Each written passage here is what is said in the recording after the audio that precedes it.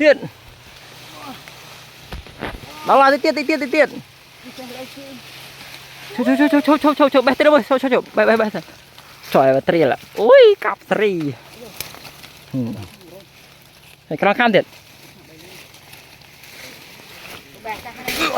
Rùa lên ơi. Tạ. Trộm. Khơi nhà đi có miếng này nè, trộm chạy mà rồi.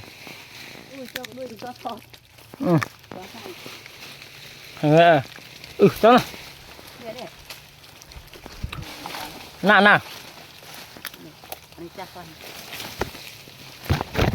nào.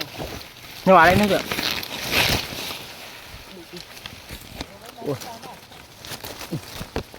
Ôi. Sao?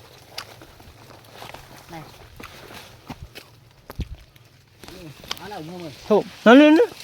Nè. Để xây à? Lấy ná rồi.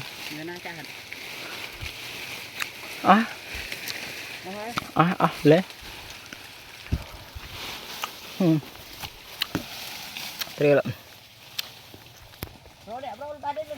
Nè. Đây kìa. Tôm mà con mới nóng nhỉ. Bự. Nè cha hai con mới thiệt.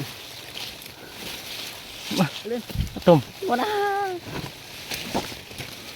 Rủ áo đây. Lấy. Trời ơi. Tôm o men. Nhìn lại đại nè. Nhà đau miệng lại lừa cục. Khơi mới tôm. Xì tôm rồi. Tôm mẹ. Nhà đau thương lắm nè.